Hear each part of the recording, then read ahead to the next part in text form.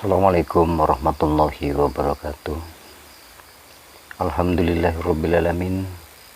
Asyhadu an la ilaha illallah wa asyhadu anna Muhammad Rasulullah sallallahu alaihi wasallam. Alhamdulillahirrabbilalamin. Salam santun, salam sejahtera selalu untuk para teman, para sahabat.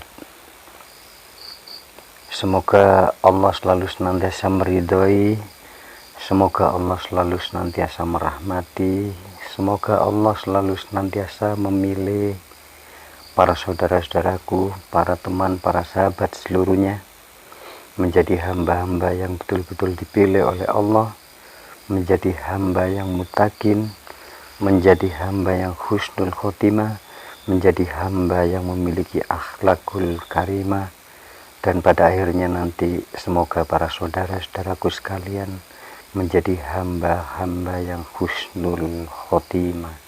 Amin. Kebetulan malam ini saya berekreasi ke alam astral. Jadi mungkin kalau para teman, para saudara melihat sekilas dengan mata dohir, mungkin teman-teman berasumsi tentang makam, tentang penyakralan, tentang tempat-tempat yang notabene dianggap dengan segala opini dan asumsinya. Di tempat ini apa yang saya sampaikan ini tak lain sebagai pengingat untuk diri saya, sebagai pengingat bahwa suatu saat saya akan terbujur seperti makam ini. Saya pada akhirnya nanti akan meninggal dunia dan dikubur di dalam bumi seperti ini. Apa yang saya lihat ini tentang pemakaman adalah nilai-nilai kesadaran bagi diri saya, bahwa apa yang saya miliki tatkala saya di dunia pada akhirnya akan masuk ke alam fana, dan hanya tersisa kebakoan, yakni Allah subhanahu wa ta'ala yang bakok, dan jiwa-jiwa kita yang pada akhirnya akan mengalami kebakoan pada akhirnya nanti. Kesadaran yang paling menggugah hati kita, kesadaran yang paling menyentuh hati nurani kita adalah dengan mengingat tentang ilmu kematian. Dengan kita mengingat tentang ilmu kematian, dengan mengingat kita tentang hal-hal tentang perpisahan antara tubuh dan jasad kita, insya Allah nantinya akan menjadikan diri saya, diri para saudaraku, menjadi orang-orang yang semakin dekat kepada Allah. Insya Allah pun saya berharap demikian. Di tempat tersebut kita pasti tahu bahwa di dalam pemakaman ini pernah terbujur jasad, pernah hidup di dunia, pernah mengalami seperti kita. Dan jasad-jasad tersebut sekarang ini terbujur kaku di dalam bumi. Mungkin dalam rentang waktu ratusan tahun, mungkin tulang belulangnya sudah hancur, dan yang pasti menghadap ke Sang Kholik.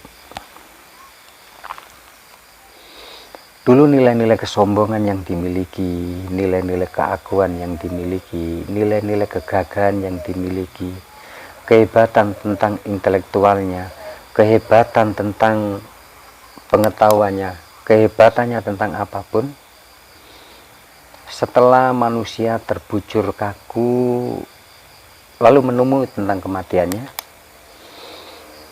akhirnya diri akan kembali ke alamnya. Jadi alangkah indah kalau mungkin kita semasa hidup kita mungkin seperti saat sekarang ini. Kita alangkah indah kalau menjadi orang-orang yang memiliki nilai-nilai kesadaran yang tinggi. Lalu kita memutawamakan selalu ingat kepada Allah. Kita selalu senantiasa mereksa tentang selalu senantiasa berbuat baik kepada siapapun. Setiap tutur kata yang keluar dari lisan kita selalu menyejukkan siapapun. Kita memiliki akhlak dan kesantunan. Lalu kita termasuk orang-orang yang selalu senantiasa tidak pernah bosan untuk berbagi kebaikan kepada siapapun. Jadi tatkala manusia mengalami kematian, seluruh predikat, seluruh status sosial, seluruh jabatan, seluruh apapun tentang gaya hidup manusia terputus dengan kakunya jasad-jasad, dengan terlepasnya roh, dengan terlepasnya diri dari jasad ini. Berbicara tentang alam astral, mungkin para saudara, para teman banyak tahu. Orang-orang yang muncul di permukaan bumi ini, orang-orang yang mampu meraih singgasana, orang-orang yang mampu meraih tahta di dalam keduniawian, mereka datang dari apa? Mereka datang dari memutawamakan semedinya, memutawamakan bertapanya, sinonimnya dalam Al-Quran, yakni selalu senantiasa iktikaf di dalam hati nuraninya. Makanya alangkah indah kalau senyampang kita masih diberikan nyawa oleh Allah, senyampang masih kita bisa bernafas, senyampang kita masih bisa berpikir, alangkah indah kalau kita selalu senantiasa mengingat tentang siapa diri kita, lalu mengenal sejauh mungkin siapa Allah, lalu apa tujuan hidup kita tatkala di dunia. Seperti contoh ya waliullah al-halat, seperti contoh ya waliullah Syekh Siti Jenar.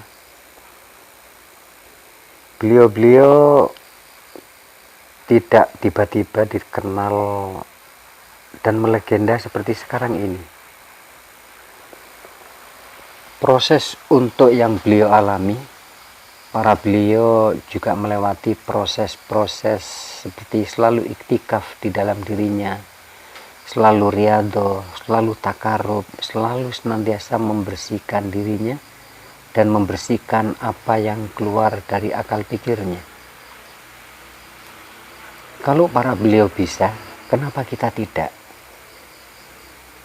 Kita tidak ada bedanya dengan siapapun. Kita sama manusia, sama-sama makhluk yang apabila orang lain bisa, kenapa kita tidak? Jadi intinya, sebagai motivasi dan penyemangat bagi para teman-teman,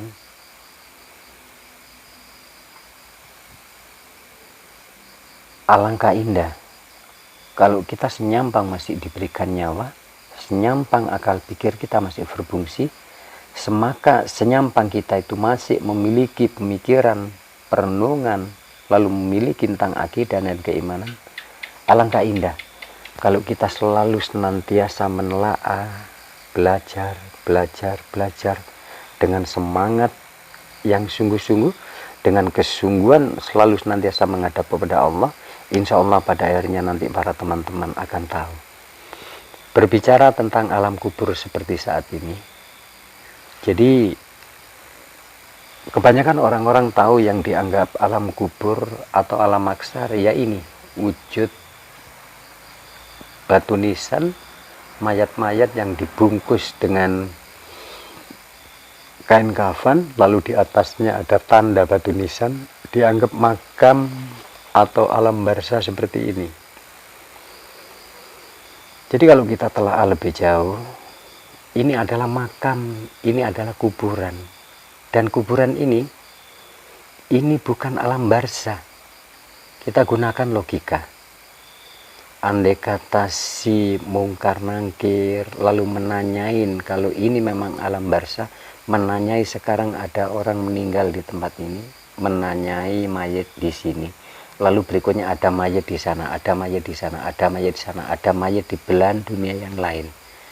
Masa si mungkar nangkir harus loncat sini, loncat sana, loncat. Nah, kita pun mungkin, kalau para teman, para saudara mungkin iktikaf seperti sekarang ini, fahami dulu mana alam kubur, mana alam barzah, supaya kita tidak terjadi kerancuan, kebingungan, lalu kita meminta yang ada di bawah kuburan. Siapapun, terlepas dari predikat itu wali, itu ulama, itu siapapun tetek bengek, fahami dulu mana alam barzahnya, mana alam kuburnya. Kalau alam kubur seperti sekarang ini adalah tempat jasad yang mungkin sudah menjadi tulang belulang, sedangkan roh atau diri jasad-jasad tersebut itu ada di alam yang Allah janjikan. Nah, itu adalah tugas-tugas kita. Senyampang kita masih hidup, alangkah indah kalau kita itu kita itu selama masih hidup seperti sekarang, kita berekreasi ke alam roh, kita berekreasi ke alam barzah, sehingga kita tidak hanya katanya, tidak pernah tahu tentang alamnya. Supaya bagaimana? Supaya kita tatkala mungkin riyadho, tatkala kita takarub, tatkala kita sholat seperti ini, kita tetap hanya menghadap kepada Allah Subhanahu wa Ta'ala. Jadi tidak ada kemelencengan bagi diri kita. Mungkin orang-orang yang notabene suka membicarakan tentang hal-hal kesakralan, orang-orang yang berkomentar negatif tentang apapun. Sekarang di tempat sekarang ini, kira-kira kalau kita, para teman, para saudara yang masih memiliki opini negatif, kira-kira kalau sendirian di tempat seperti kayak gini itu ya apa? Kira-kira kecintaan kepada Allah, melihat Allah itu nomor satu, atau di tempat keramat, di tempat sakral seperti ini, itu ketakutan yang nomor satu. Takut dengan jin, setan, iblis, takut dengan penampakan, takut dengan apa-apa, takut dengan macam-macam. Semua itu tidak dipungkiri, semua itu tidak bisa dibohongi. Kitalah yang tahu tentang semua itu. Kita mau bohong atau enggak, diri kita yang tahu. Kita mau benar atau enggak, diri kita yang tahu. Miliaran manusia bisa kita bohongi, ribuan manusia bisa kita bohongi, bilionan manusia bisa kita bohongi. Tetapi diri kita, hati kita, pikiran kita tidak akan pernah bisa dibohongi. Terakhir, sebagai bahan pengingat, sebagai bahan kesadaran untuk para teman, para saudaraku, indah kalau kita mungkin selalu senantiasa mengingat kematian. Tatkala diam dalam perenungan, kita akan meneteskan air mata, kita akan menangis, kita akan terharu dengan semua apa yang kita alami, apa yang kita lihat, apa yang kita lakukan.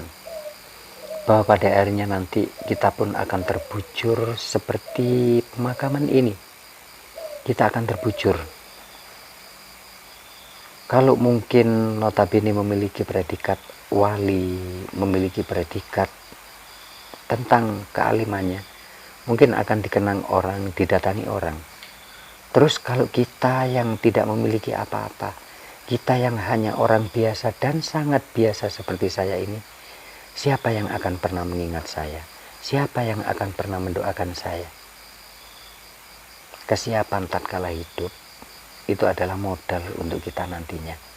Semakin kita selalu berbenah kepada diri kita, semakin kita selalu senantiasa mereksa tentang akhlakul karimah, tentang kebaikan, tentang kesantunan.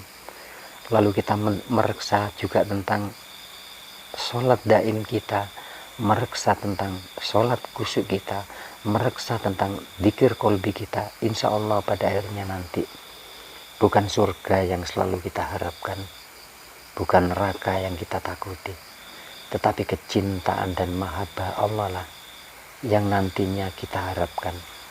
Semoga sedikit pengingat bagi diri saya, dan semoga bermanfaat bagi para teman-teman. Semoga menjadikan para teman, para sahabatku, orang-orang yang arif, orang-orang yang bijak di dalam hidup ini, dan pada akhirnya nanti para teman, para sahabat menjadi orang-orang yang diridhoi oleh Allah, menjadi orang-orang yang betul-betul bermanfaat fidini wa dunya wal akhirah. Amin. Semoga para teman, para saudaraku sedikit berbagi tentang ilmu ini, menjadikan sedikit titik kesadaran bahwa pada akhirnya nanti kita pun akan pulang ke alam kubur dan ke alam barzah. Senyampang kita masih hidup, alangkah indah kalau kita memperbanyak tentang modal-modal kita untuk pulang nantinya. Surga neraka secara syariat kita penentunya. Kita mau mendapatkan ridho Allah atau enggak, kita mau mendapatkan tentang kecintaan Allah atau enggak, itu pun tergantung diri kita, bagaimana kita menggunakan akal pikir kita saat di dunia ini. Yang pasti suatu saat saya akan terbujur kaku, saya akan dimandikan, saya akan dikafani, saya pun akan disolati, saya pun akan dibawa ke alam kubur, dan saya akan ditimbun dengan tanah, lalu dikasih tanda 2 batu nisan di kuburan saya. Semoga semua apa yang saya sampaikan ini bermanfaat. Apabila mungkin ada kekurangan, ada kekurang pas di dalam pikiran para teman, para saudaraku, tentang setiap kali saya membuat video, saya mohon maaf karena memang kameranya kamera usang. Yang penting saya bisa berbagi, yang penting audionya bisa saudaraku dengar dan bermanfaat untuk kehidupan ini. Terakhir, saya mendoakan para teman, para saudaraku kelak nantinya sebelum sampai di kematian, Allah selalu senantiasa menjaga dan melindungi. Semoga Allah selalu senantiasa memberikan kesehatan lahir dan batin. Semoga Allah selalu senantiasa mencerahkan cahaya kolbinya, sehingga para teman, para saudaraku nantinya di akhir sakaratul mautnya menjadi orang-orang yang husnul khotimah, menjadi orang-orang yang ruhnya terlepas seperti kapas yang terlepas. Amin, amin, amin. Saya Ewa Kultur di sela-sela rekreasi supranatural ini, rekreasi jiwa ini, semoga membawa hikmah, manfaat bagi diri saya sendiri, bagi para teman-teman sekalian. Saya Ewa Kultur, saya akhiri wabillahi taufik wal hidayah. Wassalamualaikum warahmatullahi wabarakatuh.